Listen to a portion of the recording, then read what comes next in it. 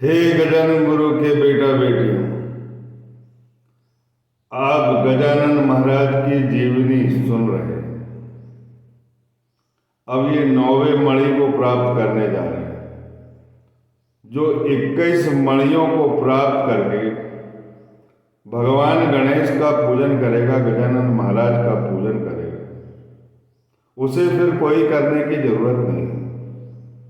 हे बेटा बेटी, 21 दूर्वा के साथ पूजन करना, नहलाना धुलाना, जो भी करना, 21 मणियों को प्राप्त कर लो, फिर पूजन करो और 21 प्रसाद चढ़ाना, 21 लड्डू चढ़ाना, 21 मोदक चढ़ाना, लेकिन ध्यान पूर्वक उनकी कथाओं को सुन लो और आत्मसात कर लो। बहुत चमत्कार है उनके जीवन में। ध्यान पूर्वक दास गणों महाराज द्वारा लिखित मैं पढ़ रहा हूँ, उनके हृदय के शब्दों को पढ़ रहा हूँ, अपनी तरफ से कुछ नहीं बोल पा रहा हूँ। मैंने साईं जीवनी को अपनी तरफ से समझाया है। इसके बाद मैं साईं जीवनी भी पढ़ूंगा और सभी संतों का जो मेरे पाले में है, जो मेरे हृदय में है, मैं उनकी जीवनी अवश्य सुनाऊंगा।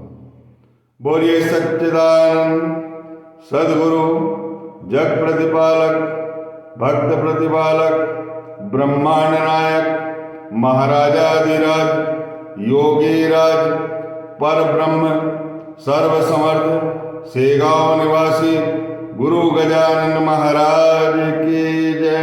हे श्रोतगण, ध्यान पूर्वक सुने।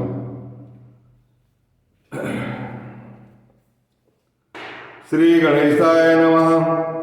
हे सगुण स्वरूप रुक्मणीवर, हे चंद्रभागा तट विहार, हे संत वरद सारंगधर, पतित पावन दया निधि, छोटों के बगैर बड़ों का बड़प्पन सिद्ध नहीं हो पाता। दुनिया में पतित पापी लोग रहते हैं, इसी से भगवान आपका बोलवाला है। हम तो पतित पापी हैं, इसीलिए आपसे कहते हैं पावन करता रुक्मणीकांत। हे प्रभु, यह बात ना भूलिएगा, लोहे का पारस का स्पर्श होते ही उसका सोना बन जाता है। लोहे की कुछ भी कीमत नहीं होती। अगर लोहा ना होता तो पारस की क्या महत्ता होती। नाले का पानी गोदावरी नदी में समा लेती है और वो तीर्थ बन जाता है। हे माधव, इन बातों का विचार कीजिएगा और दासगणों को आशीर्वाद दीजिएगा ताकि वह डूब ना पाए। अस्तु गोविंद बुआ टाकली कर दी। हरिदास होने से कीर्तन करने के लिए सेगांव आए।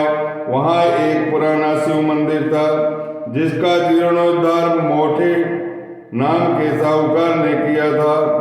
आजकल के धनी लोगों को मंदिर से नफरत होने लगी है। उन्हें अब मोटर क्लब, बाइसिकल आदि बातों में लगन रहती है, लेकिन मोटे साहूकार ऐसे नहीं थे। धनी होने पर भी उनके अंदर भक्ति भाव का उदक था। उसने शिव मंदिर का जीर्णोद्धार कराया, इसीलिए शिव मंदिर के बजाय मोटे मंदिर नाम से लोग जानते थे। अब आगे की कथा सुनिए। उस मोटे मंदिर में कीर्तन का टाकली कर दी ठहरे थे। मंदिर के सामने एक घोड़ा बंधा रखा था। वह घोड़ा बड़ा ही उपद्रवी था, बार बार चिंगाड़ता था, आते जाते व्यक्तियों को लात मारता था, कुत्ते जैसा काटता था और कई बार रस्सी तोड़कर जंगल में भाग जाया करता था। घोड़े की इस बुरी आदत से लोग तंग आ गए। टाकली करने उसके लिए जंजीर बना के रखी थी, इसीलिए इस दफे वह लोहे की जंजीर लाना भूल गए। रस्सी से किसी तरह पेड़ से घोड़े को बांध दिया और वे रात को मंदिर में सो गए। रात के 2 बजे चारों ओर से अंधेरा छा रहा था। पेड़ पर उल्लू की घूतकार हो रही थी, टिटहरी टीटी कर रही थी, चमगादड़ अपना भक्ष ढूंढ रहे थे और पिंगल पेड़ पर किलबिल कर रहे थे। तब जहां तहां सन्नाटा छा गया था। घर घर के द्वार बंद हो गए थे। कोई भी आदमी रास्ते पर दिखाई नहीं देता था। ऐसे समय जहां घोड़ा बांध रखा था वहां गजानन महाराज एकाएक आ गए। नट नटखट को सही रास्ते पर लाने के लिए ईसा आज्ञा से साधु पुरुष का जन्म होता है। रोग का निवारण हो जाए इसलिए दवाई का उपयोग किया जाता है, डॉक्टर का उपयोग किया जाता है। वैसे ही साधु संतों द्वारा नटखटों की शरारतें बंद हो जाती है। अस्तु रात को महाराज घोड़े के पास आए और उनके चारों पांव के बीच हर्षित होकर सो गए। मुख से गण गण गणांत होते यह भजन उनका चल रहा था। इस सांकेतिक भजन का अर्थ कौन जान सकता था? इस सूत्र रूप भजन का अर्थ ऐसा जान पड़ता है। गणी इस शब्द का अर्थ होता है गिनना। गण माने जीव आत्मा जो ब्रह्म से भिन्न नहीं है। यह बतलाने के लिए गणांत शब्द की योजना की होगी, ऐसा दासगणु महाराज अर्थ निकालते हैं। बोते यह शब्द बातें का अपभ्रंश है। बातें यही शब्द शुद्ध मूल होगा। बा माने होता है इस शब्द से मन संबोधित होता है। ते से तत् सर्वनाम मूल संज्ञार्थ आया है। मानो हे मन तो नित्य समझ जीव ब्रह्म है। दोनों में एक वाक्यता मानो, कभी भिन्नत्व ना मानो, वही वह है। गिण गिण गिणांत बोते, कभी गण गण गणांत बोते, ऐसा भजन गाते थे गजानन महाराज। इस भजन के बारे में सेगांव के दो विभिन्न मत है। इनमें से सही बोल किसके हैं उस पर चर्चा करने का कोई प्रयोजन नहीं है। हम तो जो प्रसंग चल रहा है उसी से मतलब हमें रखना चाहिए। महाराज घोड़े के पांवों के बीच सो रहे थे। गण गण गणांत बोते यह भजन हर्षित होके मुख से चल रहा था। मानो भजन रूपी जंजीर से घोड़ा बांध रखा हो। घोड़े की आदत मालूम होने से गोविंद हुआ बीच बीच में उठकर घोड़े की तरफ देखा करते थे। एक दफा उन्होंने उठकर देखा कि घोड़ा अत्यंत शांत खड़ा है। वह दुविधा में पड़ गए। उनके मन में शंका उपस्थित हो गई कि कहीं घोड़ा बीमार तो नहीं हो गया। इस तरह वह कभी शांत नहीं रहता था। इस तरह स्तब्ध रहना उसके स्वभाव के विरुद्ध था। इसमें जरूर कोई बात होगी। आखिर दरअसल बात क्या है देखने के लिए गोविंद बुआ टाकरी कर घोड़े के पास आए। उन्होंने देखा कि एक आदमी जो पूर्ण दिगंबर है वह घोड़ों के चारों पांव के नीचे सो रहा है। नजदीक नजर डालकर देखी तो गोविंद बुआ ने देखा कि केवल्यदानी गजानन महाराज घोड़े के नीचे सो रहे हैं। घोड़ा शांत क्यों खड़ा है इसका कारण गोविंद बुआ जान गए। समर्थ के सहवास के कारण घोड़ा शांत वृत्ति का हो गया। जहाँ कस्तूरी की खुशबू आती है वहाँ बदबू कैसे आएगी? गोविंद बुआ ने महाराज के चरण छुए और उनके अष्टभाव उदित हो गए। रोम रोम में भक्ति समा गई। वे मुख से स्तुवन करने लगे कि महाराज आप तो विघ्न हरण और मंगल करण करने वाले हैं। इसका मैंने आज अनुभव किया है।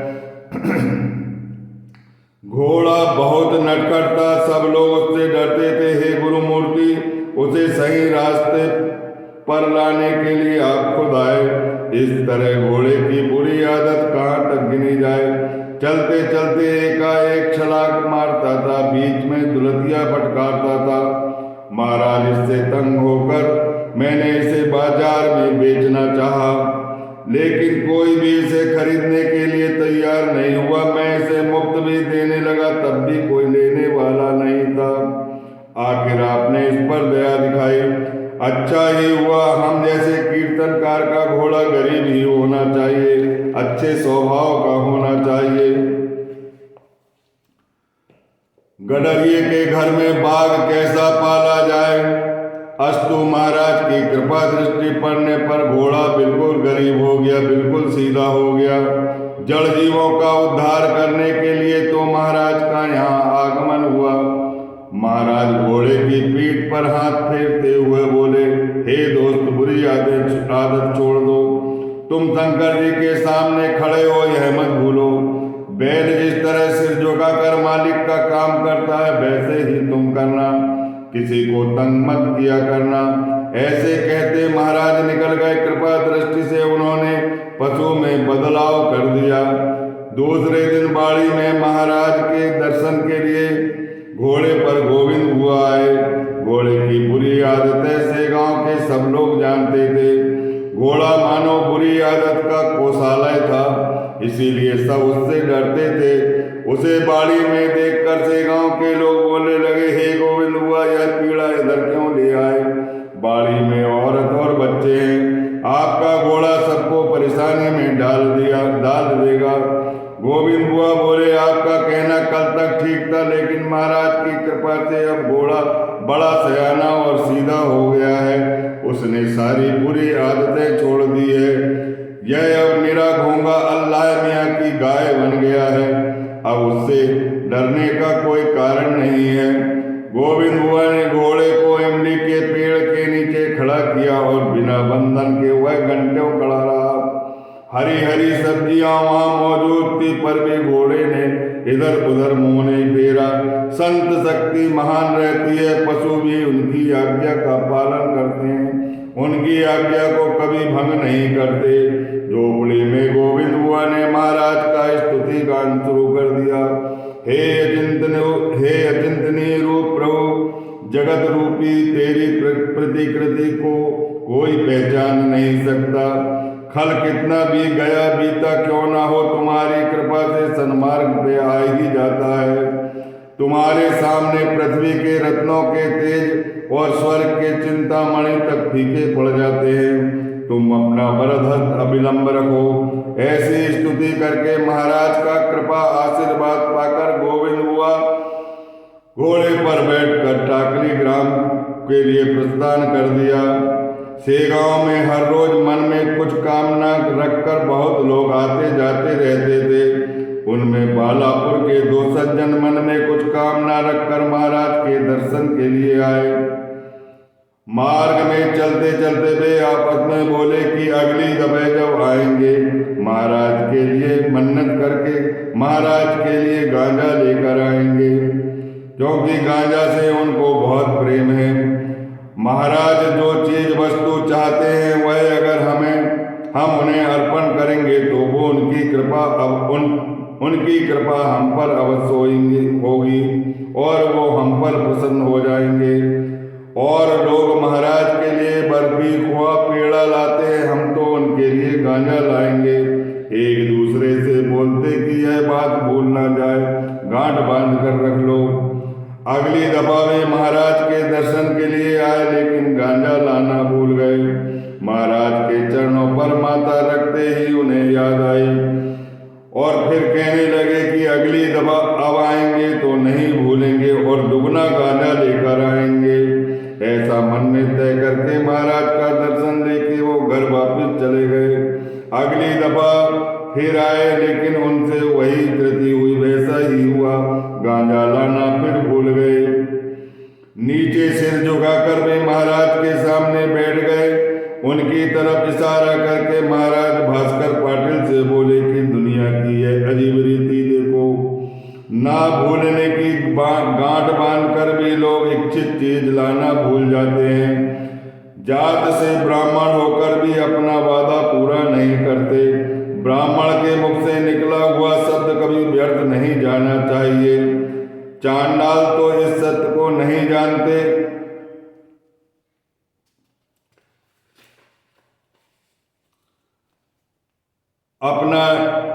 ब्राह्मणों ने अपना निजी धर्म छोड़ दिया है, अपना श्रेष्ठत्व गांव में गंवा बैठे हैं। वे दोनों मन में मन्नत मनाते हैं और जो चीज देने का वायदा करते हैं लाते ही नहीं। इससे उनकी मनोकामना कैसी पूरी होगी? ऐसा गजानन महाराज भास्कर से बोलते हैं। बोलने में सच्चाई और चित्त में निर्मलता होना चाहिए, तब कहीं घल नील कृपा करते हैं। भास्कर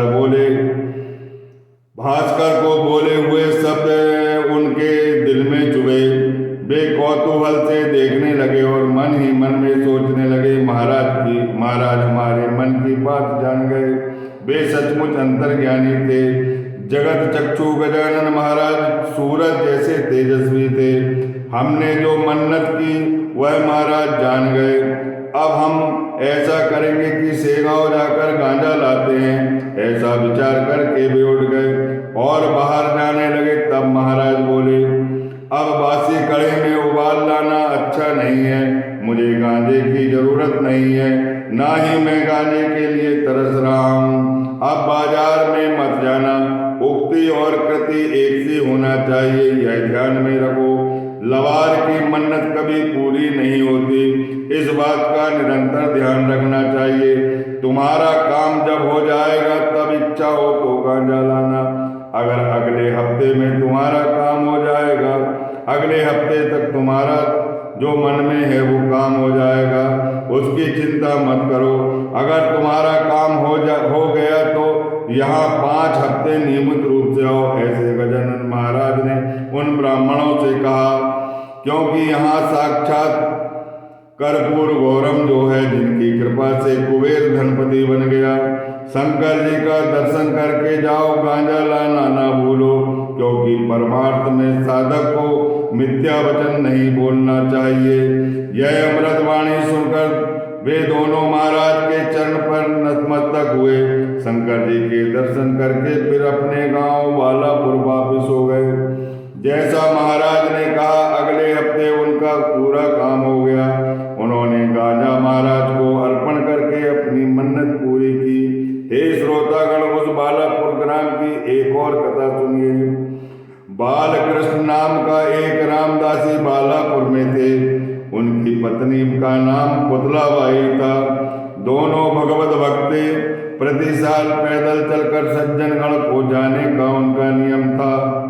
पति पत्नी समविचारक थे। पूस महीने में वे सज्जनगढ़ जाने के लिए प्रस्थान करते थे। जो सामान रहता था उसके लिए वो एक घोड़ा साथ में लेते थे। बैसाखी, गोदड़ी और दासबोध आदि साथ में ले जाते थे। साधु जैसा शुद्ध आचरण होकर भी उन्हें साधुत्व का घमंड नहीं था। पैदल जाते जाते वे शाम को किसी गांव में रहते और भिक्षा मांगकर उधर पूर्ति किया करते थे। जो कुछ मिल जाता था उसी का श्री राम को भोग चढ़ाते और बाद में प्रसाद ग्रहण करते। पौष कृष्ण पक्ष में अपनी पत्नी के साथ वे बालापुर आए। बालकृष्ण बुआ के हाथ में चंदन की करताल रहती थी। पुतलाबाई झांझ लेकर उनका साथ किया करती थी। चलते चलते रघुपति का निरंतर नाम कीर्तन मुख से होता जाता था। सेगांव, खामगांव, मेहरकर और देउल गांव राजा से होकर जालना के आनंद स्वामी की वंदना करके वो जाम गांव जाते थे। वहां उनका मुकाम 3 दिन रहता था, क्योंकि जाम में समर्थ रामदास स्वामी जी का जन्म हुआ था।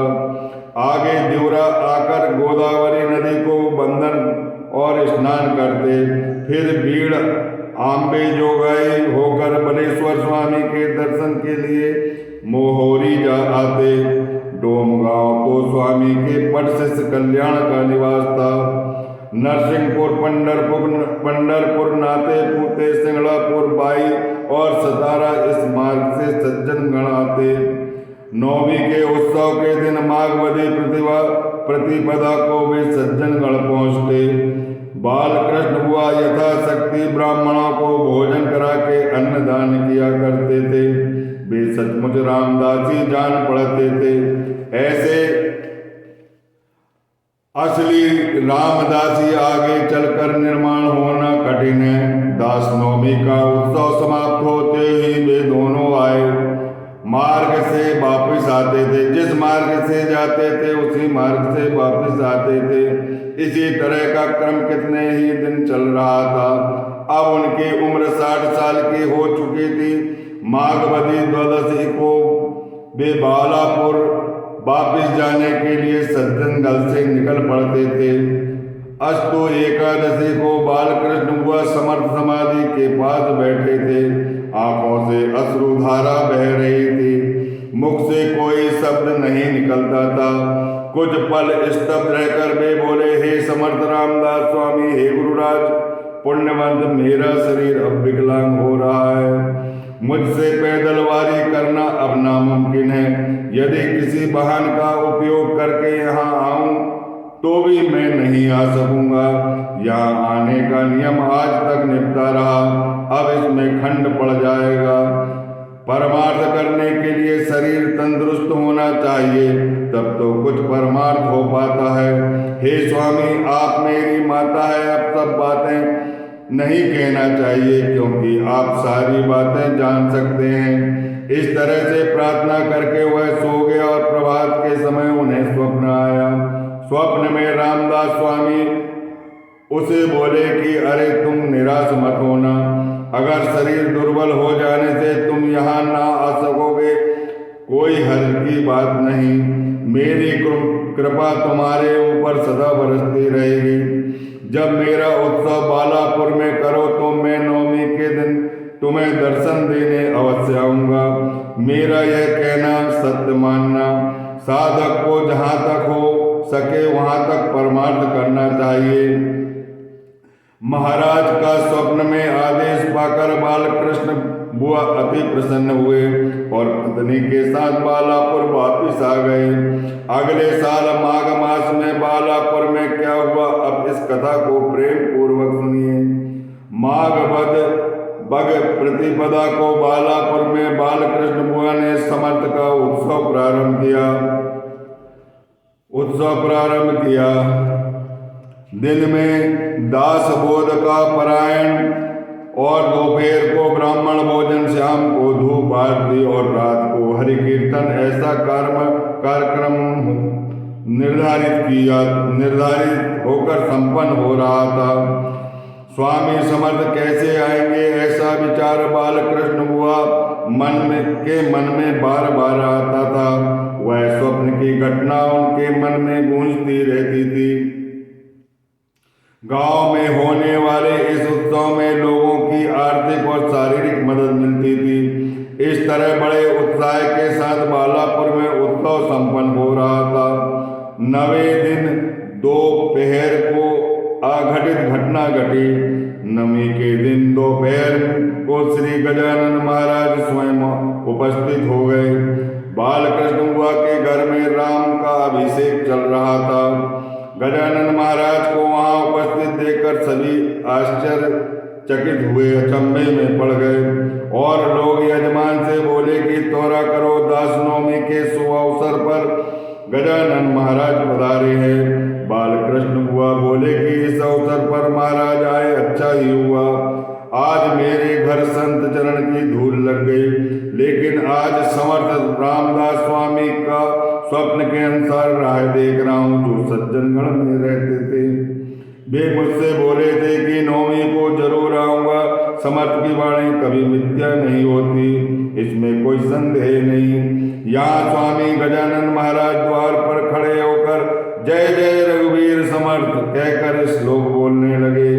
श्लोक अहिल्या की शीला बनी थी, उसको श्री राम ने मुक्त किया था। श्री राम के पद छूते हुए वह दिव्य हो गई। यह मधुर वाणी सुनकर बालकृष्ण बुआ जगह से उठे और द्वार पर आए। आंखें देखा तो गजानन महाराज की मूर्ति सामने देखी। आजानू बाहु तनु सामने खड़ी थी। झुककर प्रणाम करने गया तो समर्थ रामदास स्वामी दिखाई देने लगा। क्षण में दिगंबर, क्षण में रामदास स्वामी, हाथ में बैसाखी, पीठ पर जटा समार, भाल प्रदेश में गोपी चंदन का त्रिपुंड, लंगोटी पहनी हुई थी जिसका रंग हिरमिजी जैसा था। समर्थ रामदास स्वामी का स्वरूप देखकर उनके नैनों से अविरल आंसू टपकने लगे।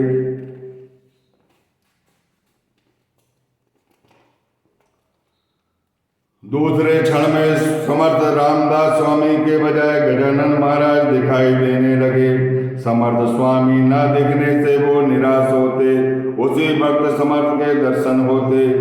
कभी समर्थ स्वामी तो कभी गजानन महाराज के दर्शन। वह उलझन में पड़ा, सच्चाई क्या है उसके मन में गूंज रहा था।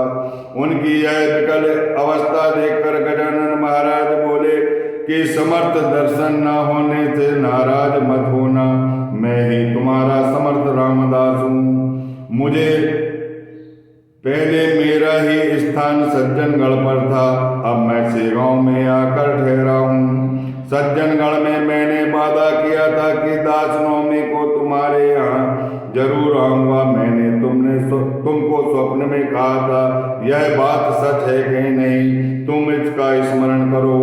इस वचन की पूर्ति करने के लिए आज मैं यहाँ आया हूँ। मन की सब उलझन छोड़ दो, मैं ही रामदास स्वामी हूँ। आत्मा को भूल जाते हो और शरीर रूपी वस्त्र को सच मानते हो। भगवत गीता में एक श्लोक है, वासांसी जीर्णानि, उसका मनन कीजिए। भ्रम से मति भ्रष्ट मत बनो, आशंका रहित होकर मुझे आसन पर बिठाओ। ऐसा कहकर बालक कृष्ण का हाथ पकड़कर महाराज अंदर आए और एक बड़े रंगीन पीढ़े पर महाराज बैठ गए। यह वार्ता बालापुर में फैल गई। महाराज के दर्शन के लिए लोगों का तांता लग गया, भीड़ लग गई। महाराज के इतना कहने पर भी बालकृष्ण शंका रहित नहीं हुआ। आखिर रात के 3 पहर को बालकृष्ण को फिर स्वप्न आया। स्वप्न में समर्थ रामदास बोले कि अरे बनहाण प्रांत में गजानन मेरा ही अवतार है, क्यों भ्रम में पड़े हो? इसके बारे में शक न कीजिए, नहीं तो तुम्हारा घात होगा। मुझे ही गजानन महाराज मानकर पूजा कीजिए। भगवद गीता का श्लोक संशयात्मा विनश्यति ध्यान में रखो। समर्थ का स्वप्न साक्षात्कार होने पर बालकृष्ण शंका रहित हो गया और बड़े हर्षित हो गए और प्रसन्नता के आंसू फिर गिरने लगे। तुरंत जाके उनने अत्यंत आदर के साथ महाराज के चरण छुए। बोले कि महाराज, आपकी लीला जानने में मैं असमर्थ हूँ, लेकिन स्वप्न दर्शन से मेरी सारी शंका दूर हो गई।